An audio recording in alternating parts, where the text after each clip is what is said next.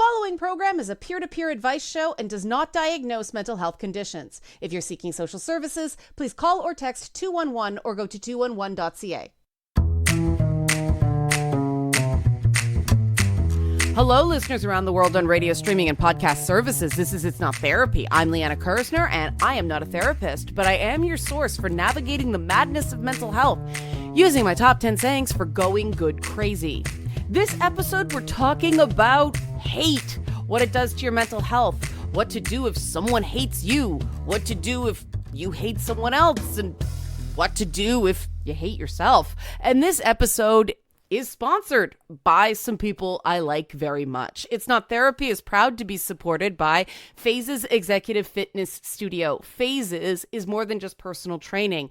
Physiotherapy, chiropractic, osteopathy, massage therapy, Pilates, and yoga. For over 25 years, directors Kathy Nielsen and Garrick Nelson and their team have taken functional rehabilitation to another level, incorporating wellness to empower their clients to take control of their own health, personalized exercise plans, leading edge nutrition, physical therapy, and personal wellness services. All these things benefit your physical and mental health. It's all here for you at Phases Executive Fitness Center. Find them in North York by visiting phasesexecfit.com. That's Phases, PHASES, execfit.com. Garrick and Kathy are truly awesome people. I've used their services a lot. Okay, enough of people I love hate. Obviously, everybody's seen the news about the assassination attempt on Donald Trump. And the leader of the federal conservatives here, Pierre Poilievre, said in his statement about the situation that he was glad Trump was okay. Awesome. And he was happy the suspected shooter was dead. What? Yeah, that's where we're at as a society. A major federal leader says he's happy someone is dead. Now, this sort of thing used to be a scandal. Politicians just didn't say this, but times are changing. Poilievre's very, very good at knowing where the Overton window is for these sorts of things. I don't want to get too political, but there's a lot of movements in politics now. And this is, no faction, the right, the left. Nobody has the market cornered on this.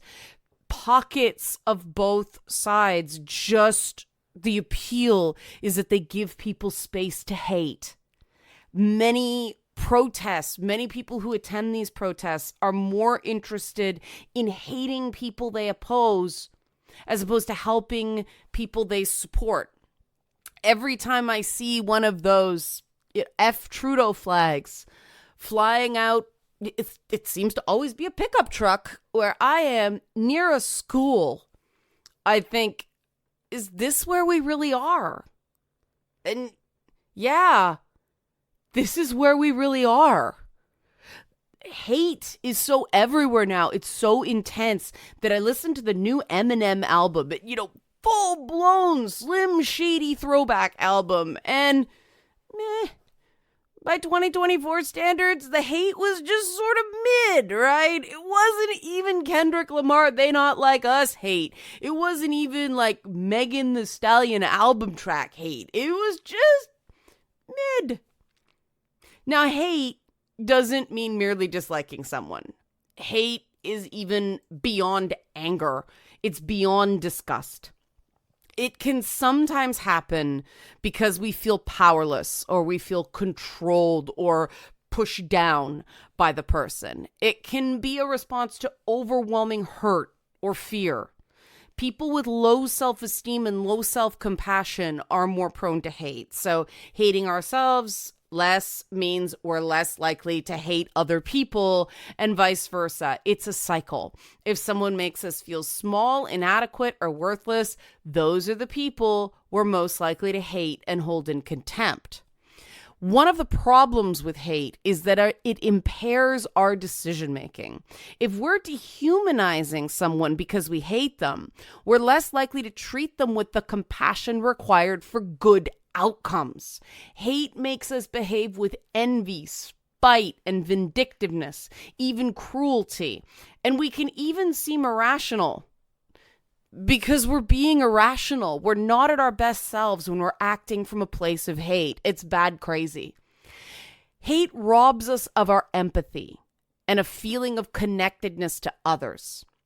And this reduces our ability to process negative emotions and stress, and apparently reduces my ability to talk. Blech. Hate lowers our overall enjoyment of life. It gradually eats away at our psychological insides. Hate is peak brainworms. It's also exhausting. This is the part I don't get, how people have the energy to hate all the time. Hate usually comes tied to chronic stress and all the health issues that come with it. It encourages negative generalizations and false all or nothing thinking. Again, these things impair our decision making. Think about it. When you hate someone, as far as you're concerned, they never do anything good. And everything they do that's bad is the worst thing in the world, even when objectively it's not. Hate is kind of an emotional junk food. Never exactly good for you, but very tasty and okay in small doses. It's not something you're supposed to consume all the time. But hate doesn't just tend to go away on its own either. So what do we do about it? After the break, we will get into that. What to do when someone hates you, what to do if you hate someone else, and what to do if you hate yourself. All sponsored by Phases Executive Fitness Studio. Go work out. Go get a massage. Go get some osteopathy. Do some yoga. Don't hate. Questions, comments, I like feedback. Liana at nottherapyshow.com. Nottherapyshow.com is our website. Fill out the contact form while you're there. Join our mailing list at nottherapyshow at Not Therapy Show on X, that's Twitter, Instagram, and Threads. How to handle hate when we come back after the break on It's Not Therapy. The following program is a peer-to-peer advice show and does not diagnose mental health conditions. If you're seeking social services, please call or text 211 or go to 211.ca.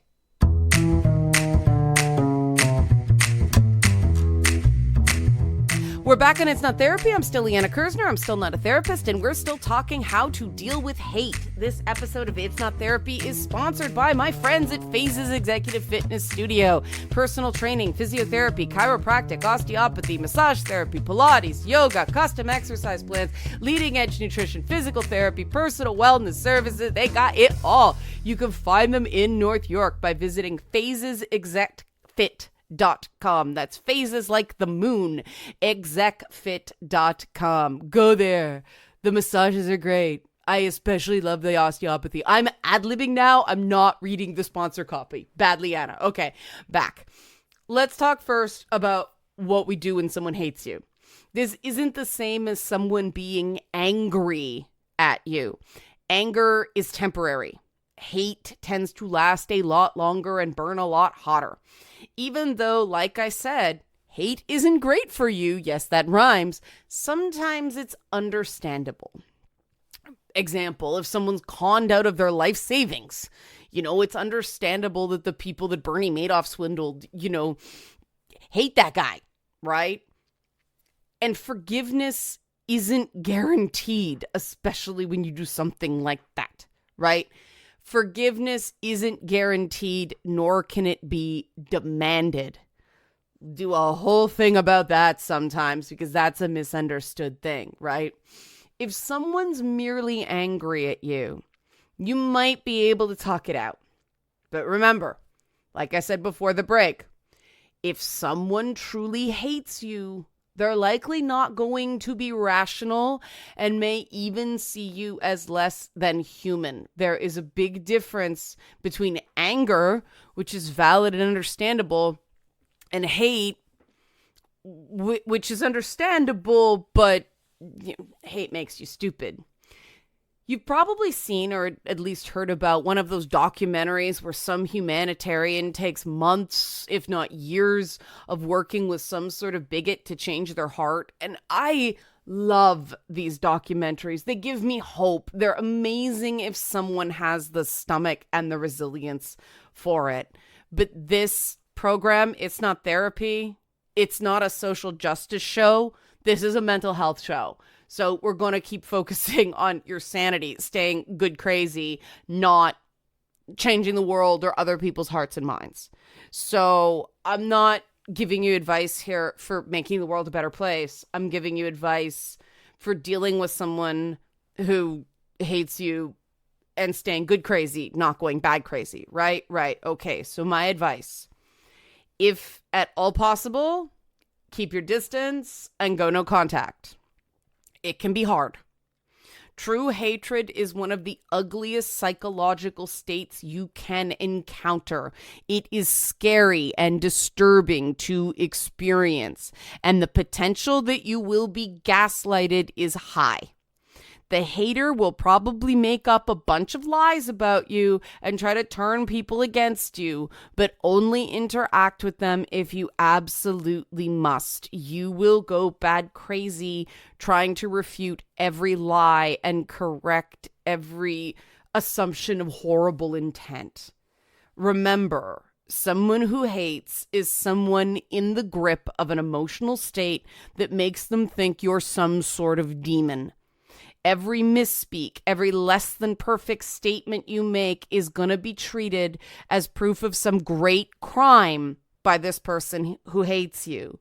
So absolutely every syllable you utter will be put under a microscope, giving you the exact opposite of the benefit of the doubt. And it is absolutely tragic when something like a divorce is going on and the couple's children are put in the middle of this sort of all or nothing, black or white dehumanization, demonization of the former partner. It's easy to say we wish people wouldn't do it. It happens far too often. And the really unfair thing is that a lot of third parties won't get what's really going on. They'll think you must have done something really bad to warrant the hater being so vindictive and vengeful. It's amazing how many people will say to me, oh, that person's this is not so about this thing they said. It's like, really? But people just assume the truth has to be somewhere in between, right? They might even suggest that you have to do something to make the hater like you better. Again, this is what you do when someone is angry at you, not when someone hates you. A racist isn't going to be less racist because a black person is nice to them. In fact, that racist may even treat the kindness of the black person as proof of how fake they are. I have had that happen to me. I'm not a black person, obviously, but with anything like that of, oh, you're not like those other blanks. You're somehow trying to trick me because you're one of the good ones. You're waiting to go mask off. It is not logical. The idea the simplest solution is the correct one goes out the window. But okay, let's get this potential straw man of what'd you do out of the way. Okay. Say you did do something really bad and you understand why the hater hates you. The divorce scenario, right? You still can't make them forgive you. They're under no obligation to help you clear your conscience. And remember, top 10 phrase, healthy goals are based on things you can control. You can't force forgiveness. Period. End of story. Forgiveness has to be something that happens on its own time in the person's own way. A lot of irrational hate starts with a sense of entitlement, like you're owed forgiveness. The idea that someone is entitled to something they're not builds frustration. Frustration leads to hate. Hate leads to anger. I'm messing up the dark side quote. What is it? Fear leads to anger. Anger leads to hate. Hate leads to suffering. That's the path to the dark side. That was from memory. I may have messed that up. Anyway, top 10 phrase. One I do remember is, don't let problems that aren't your fault lead to mistakes that are.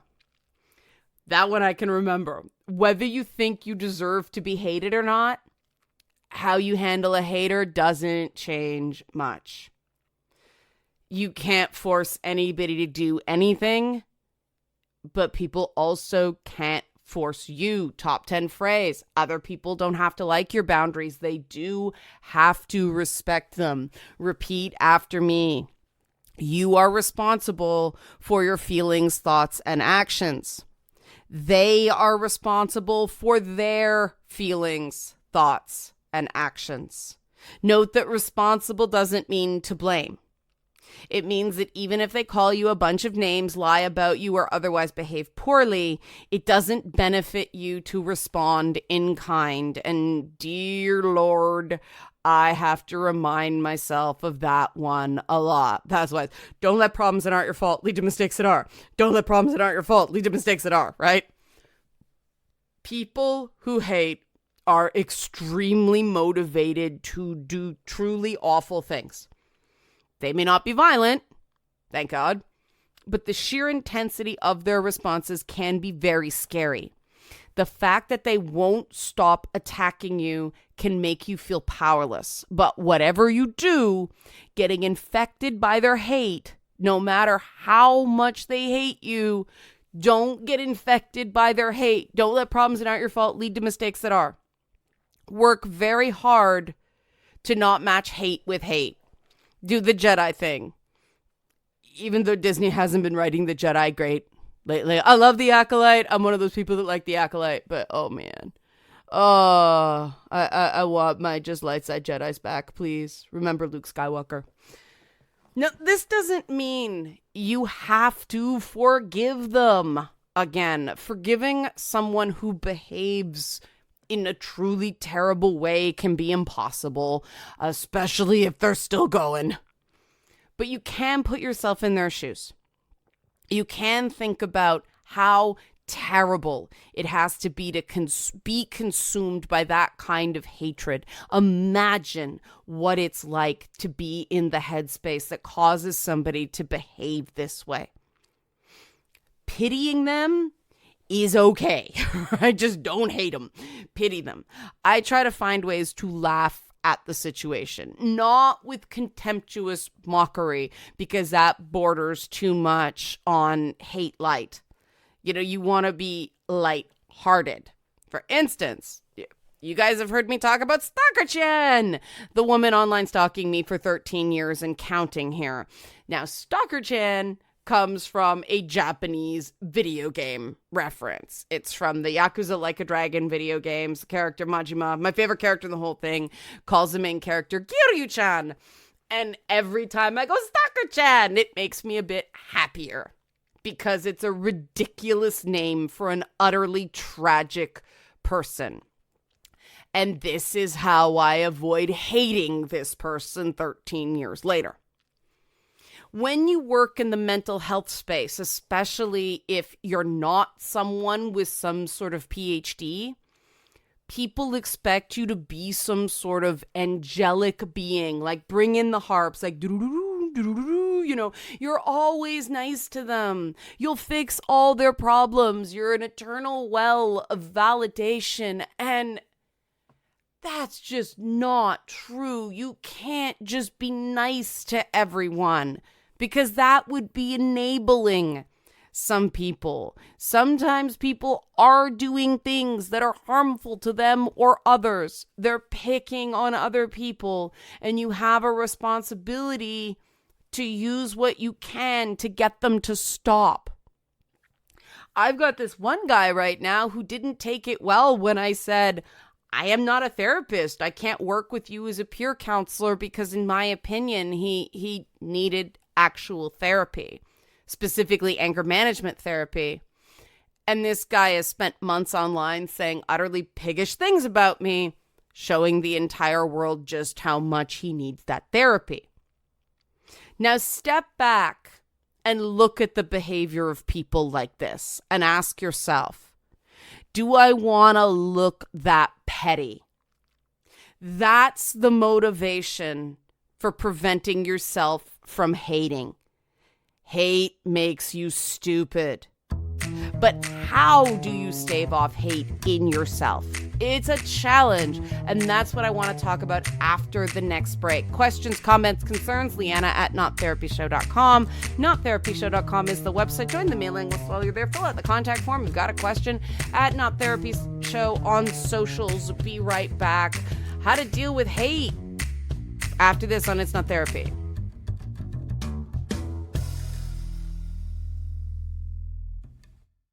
The following program is a peer-to-peer advice show and does not diagnose mental health conditions. If you're seeking social services, please call or text 211 or go to 211.ca.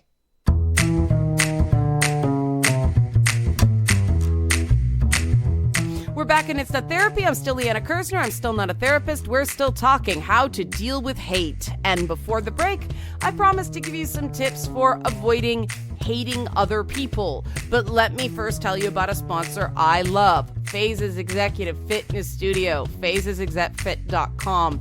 Personal training, physiotherapy, chiropractic, osteopathy, massage therapy, Pilates, yoga, nutrition, physical therapy, and personal wellness services. Again, that's Phases Executive Fitness Studio, phasesexecfit.com. Garrick and Kathy are great people. Go work out your frustrations. Don't hate. But what are some other things you can do to avoid hating people? Physical stuff does actually help. You know, that grounding, that centering, that relaxation, that breathing. Yeah. But there's more. We can do some cognitive stuff here.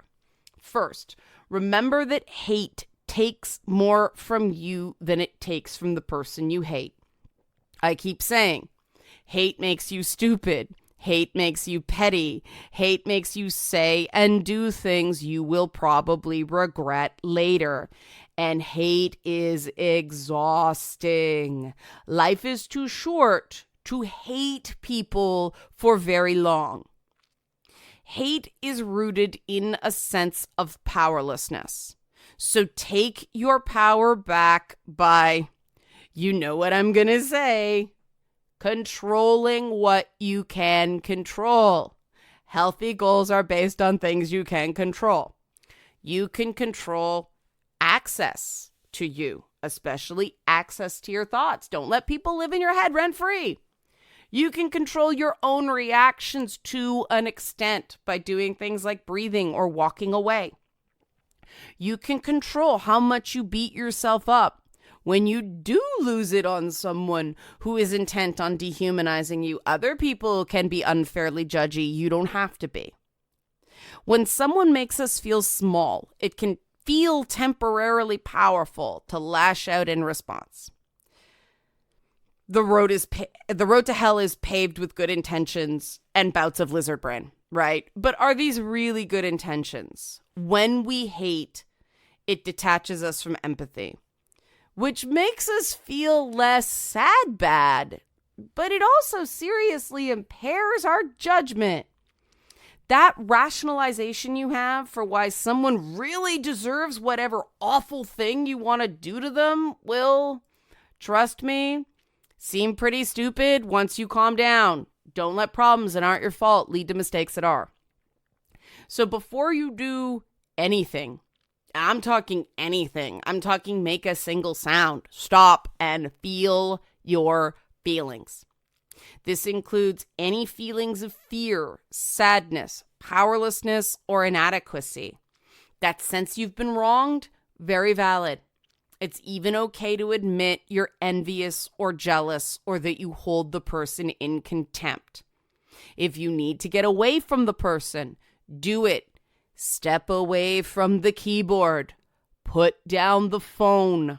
Walking away is the most powerful thing you can do. Just don't act on those feelings yet. Just accept that they're there. This is what we talk about, just letting them happen without judgment, right? Name them. Sit with them. Tell yourself that it's okay to feel them. Feelings are feedback. Talk about them with someone compassionate or write them out. Explore them before you start judging. And by judging, part of that means figuring out what to do about them. It's especially important to figure out what boundaries of yours were violated. If you can't think that clearly yet, that's okay. Just feel your feelings and breathe. Slow. In. Hold it for 4. Breathe out. And hold it for 4. Calm. Now remind yourself that a desire for revenge and retaliation has a high likelihood of missing the mark, right? Next, don't give your power away. That's what happens when you lash out.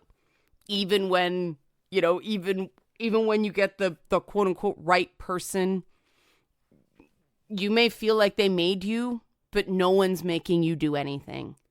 You don't have to do anything at all. There's no requirement. You get to choose how you proceed.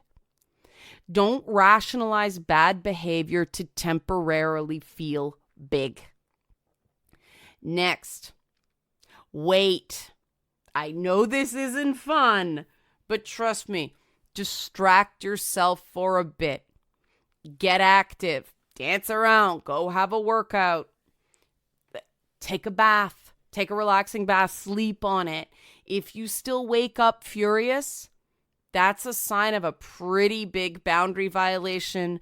Go back to figuring out which of your boundaries was violated.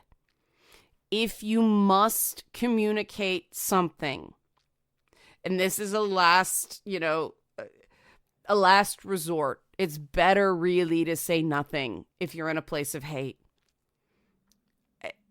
If you must say something because you feel like you have to, quote unquote, fight back, keep it short, keep your language neutral, focus on your position, what you will and will not accept. Assert your boundaries. Don't say anything about assumed motivations on their part, because if you're wrong, it'll blow up. It'll be bad. I don't know why people assume motivations about people. That's mind reading. Mind reading is a mind killer. It's just really better to avoid it whenever possible. You may have to rearrange your social circle if hearing about the person is making that feeling of hate grow.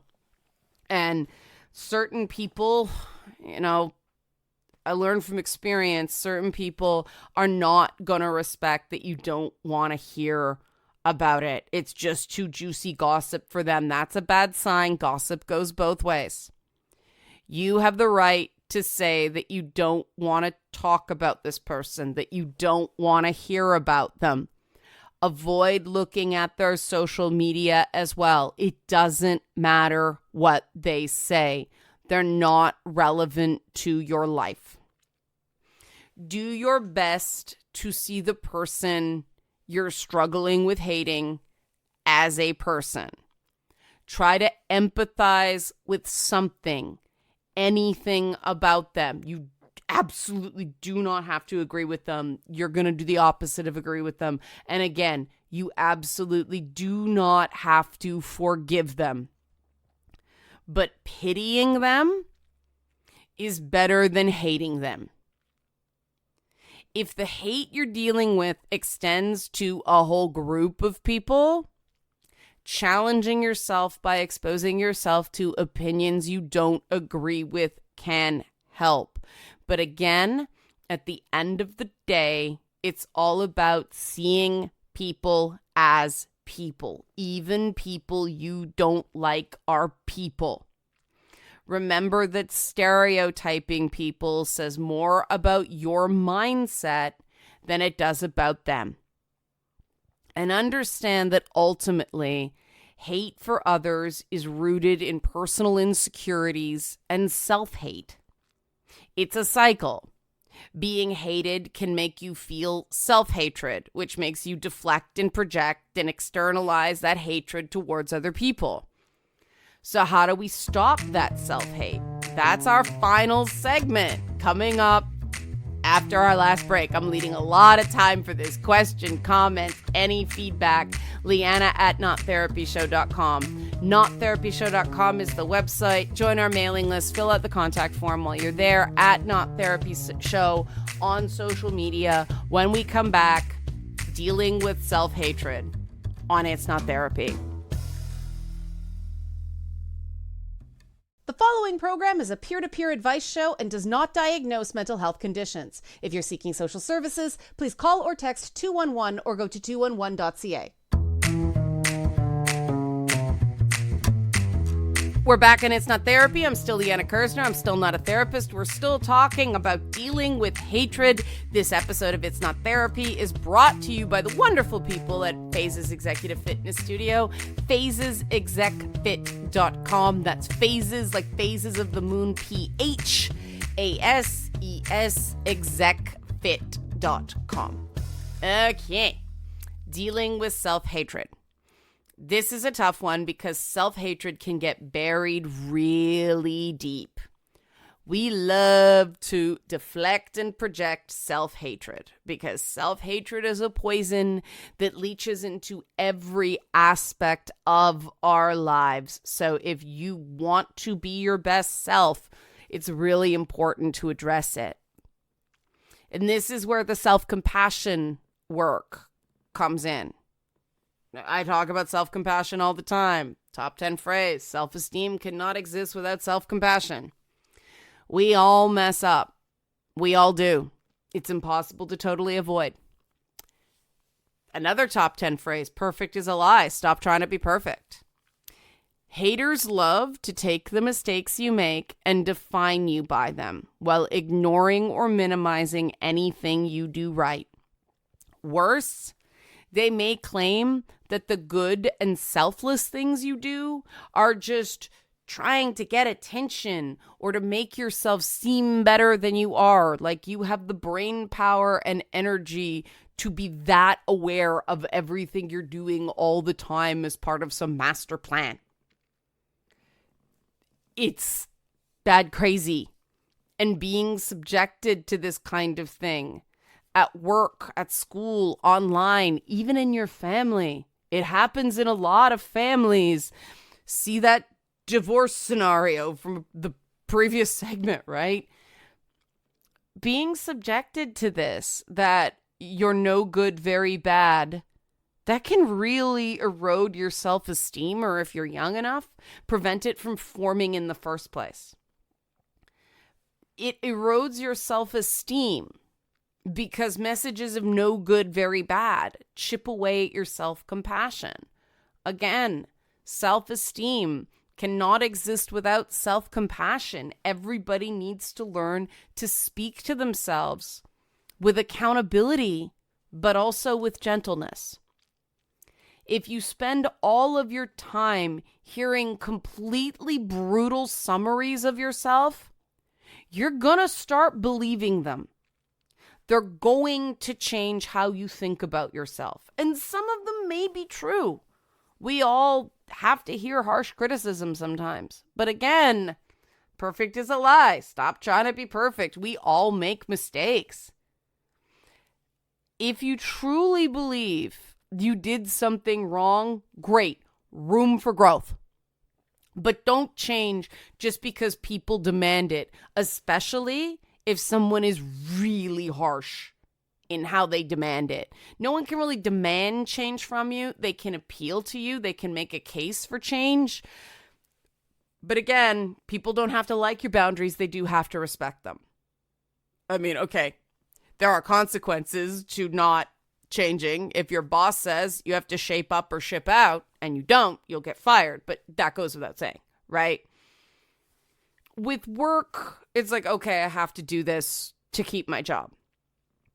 But in order to make real internal change at that moral level, that I made a moral wrong, not just a tactical error, you've got to truly believe that you were in the wrong.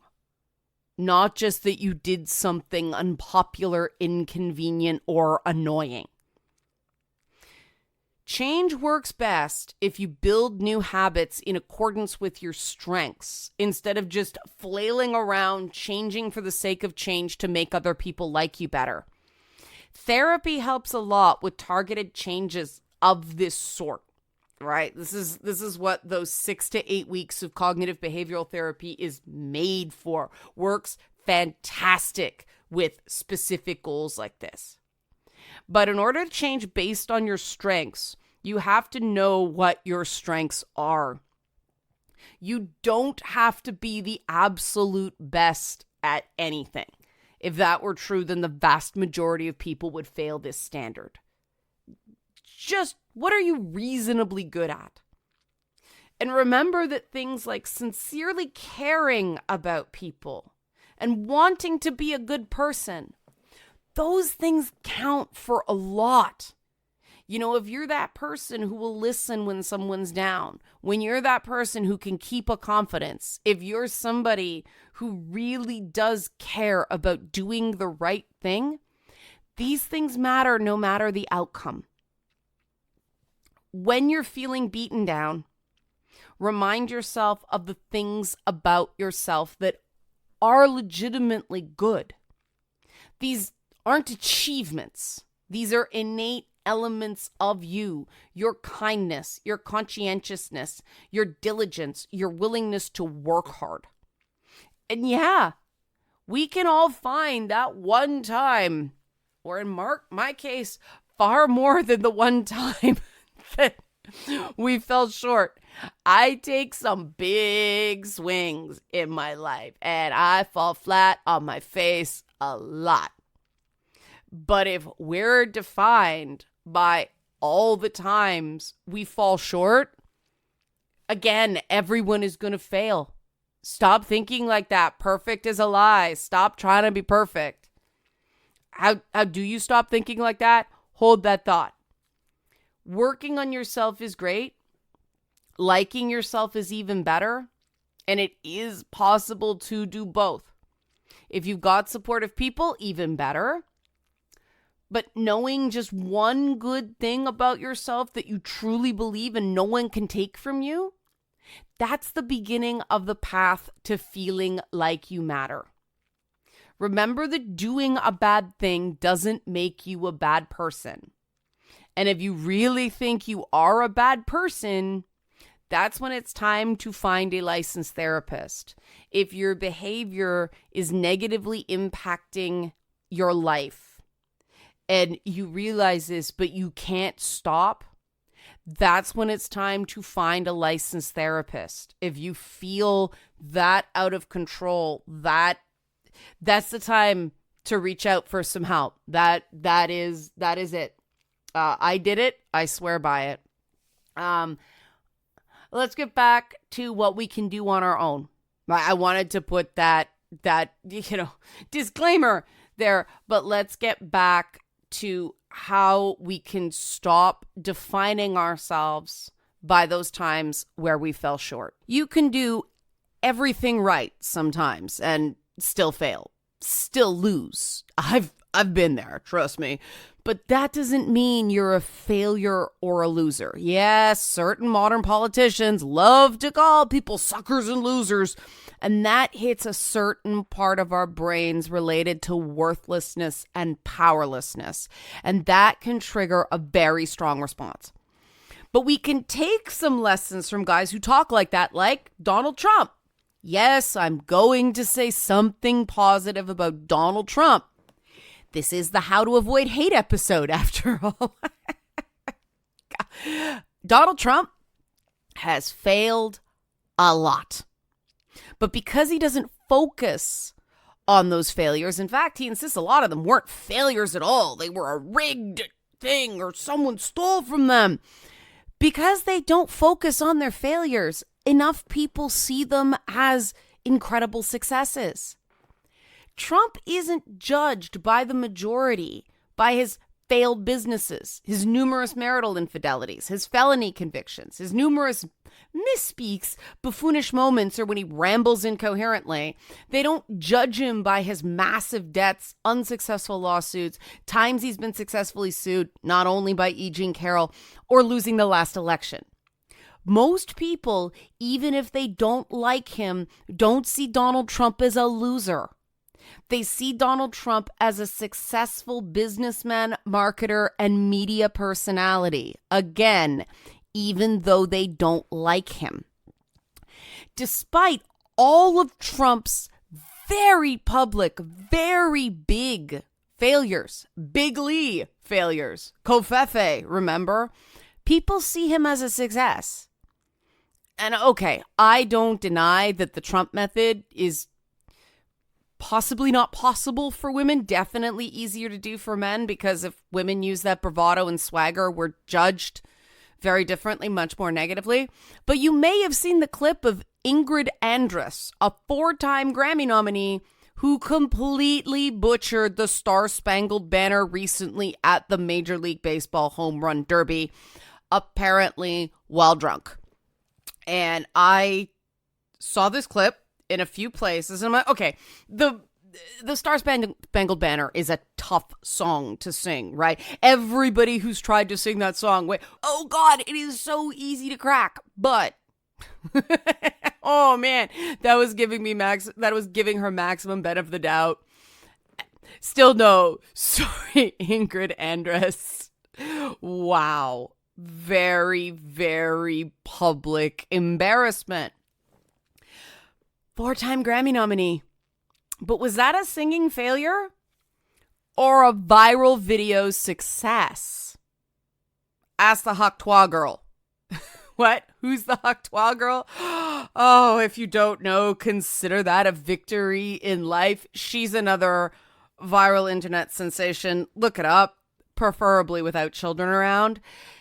There are a lot of forces out there encouraging us to judge ourselves by our failures, to hate ourselves because they're telling us the world hates us and wants us to just go away. It's very scary and powerless feeling to believe the world hates us. Here's the truth. The world doesn't care about us because the world doesn't have feelings or even an awareness that we exist. The people around us are the ones who can care about us or not care about us. And if we feel like the world doesn't care, the first place to look about whether we're really cared about is those people that we interact with on a regular basis. You do have some control over that. You can improve that. The world is too big a concept for any of us to comprehend. Trying to consider the world is guaranteed to make every single one of us feel small. And that's why people go down the rabbit hole of believing that liberals hate them or conservatives hate them and everybody thinks they're right and good and they think the other side is bad and wrong, and none of it is that simple. And that takes us back to the Trump thing last week. I don't even like using the words. It was scary for so many reasons. That period where nobody quite knew what was going on. Some people thought it was fake, the images of the Secret Service just covering him and everything like that. And in the wake of those shocking scenes with the screaming and the chaos, politicians of many stripes made pleas for people to please turn down the temperature of the rhetoric. Of course, in the next breath, a lot of them blamed the other side and expected that other side to cool down first because they're the bad ones, right? I talked to a lot of people, and many conservatives truly believe, they sincerely believe that liberals hate them and want to corrupt their children. And they say this to me, and I don't know what I am anymore, but they think I'm a liberal. They say this to me, right? I want to corrupt their children. I'm going to hell. I hate them.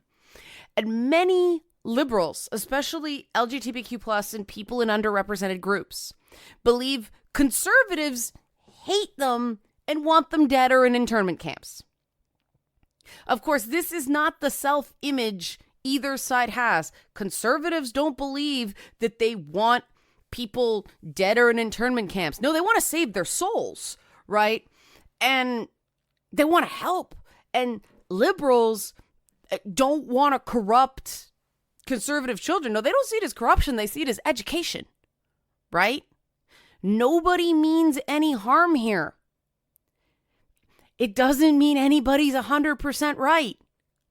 So the hate and the fear and the distrust grow and grow and grow. And then you have people like me who keep kosher, and some days it feels like every political party hates us differently, demands we change, but also expects us to vote for them to prove that we're not like the bad Jewish people, right? It is a mess. Everyone is right here in that hateful people exist in every movement. But everyone is also wrong in that not every person from that group hates you.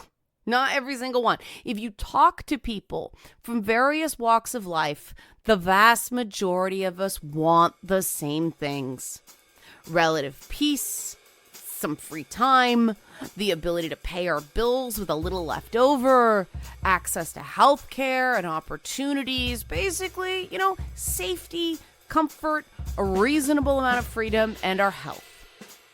We just don't agree about the best way to get there.